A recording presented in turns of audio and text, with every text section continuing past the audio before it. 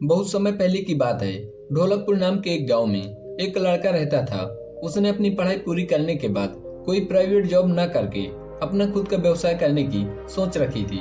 और जब वह लड़का कुछ ही समय में अपनी पढ़ाई पूरी कर चुका तो उसने अपना खुद का एक व्यवसाय शुरू भी कर दिया। अपना खुद का व्यवसाय करके वह लड़का काफी खुश रहने लगा। लेकिन कुछ महीने तो उस लड़के का व्यवसाय बहुत अच्छा चला, लेकिन धीरे धीरे करके किसी कारणवश उस लड़के का व्यवसाय ठप होने लगा और कुछ समय में ही उस लड़के का व्यवसाय एकदम से ठप हो गया। ऐसा होने से वह लड़का धीरे धीरे करके अत्यधिक तनाव में रहने लगा। उस लड़के के घर वालों ने इस बारे में बहुत समझाया, लेकिन वह लड़का कुछ भी समझने को तैयार नहीं था। उस लड़के के माता पिता ने उस लड़के के क्लास टीचर को यह सब जानकारी दी और उन्होंने अपने लड़के को समझाने की उस टीचर से याचना की। तभी एक दिन उस लड़के के टीचर ने उस लड़के को अपने घर पर बुलाया और पूछा कि बेटा, क्या कारण है? मुझे तुम्हारे माता पिता और दोस्तों से पता चला है कि तुम बहुत परेशान रहते हो। तभी वह लड़का अपने टीचर को सारी बात बताने लगता है कि गुरुजी, क्या बताऊं, मैंने 5 से 6 महीने पहले अपना खुद का व्यवसाय किया था और मैंने उस व्यवसाय में काफी मेहनत भी की थी, लेकिन मैं कुछ भी बन नहीं पाया। अनेकों प्रयास किए लेकिन परिणाम शून्य नहीं रहा। उस लड़के की बात सुनकर टीचर कहते हैं कि बेटा, इसमें घबराने वाली तो कोई बात है ही नहीं।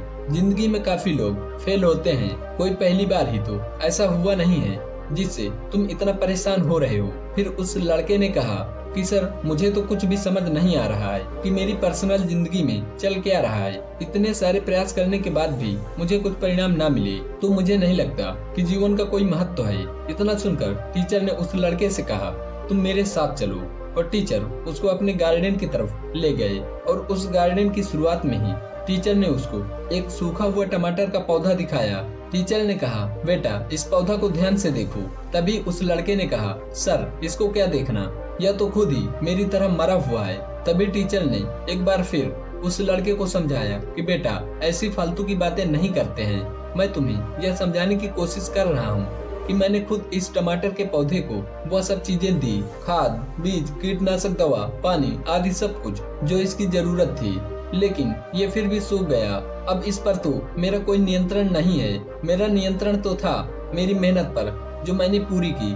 उस टीचर की बात सुनकर उस लड़के ने फिर कहा कि सर, जब यही बात आप खुद कह रहे हैं तो फिर मुझे क्यों समझा रहे हो? आपके कहने का मतलब है कि मेहनत हम खुद कर सकते हैं, लेकिन उसके परिणाम पर हमारा कोई भरोसा नहीं है। सर, जब परिणाम पर हमारा भरोसा नहीं है, वह सब भगवान के हाथ में है, तो फिर हम क्यों प्रयास कर रहे हैं? उस लड़के की इस तरह की बातें सुनकर टीचर को विश्वास हो गया कि यह लड़का वाकई में डिप्रेशन की तरफ चला गया है, इसीलिए यह हर बात उल्टी कर रहा है। उस टीचर ने एक बार फिर उस लड़के को समझाया कि बेटा, मेहनत हमारे हाथ में है, लेकिन परिणाम हमारे हाथ में नहीं है। तुम यह सब समझने की कोशिश करो।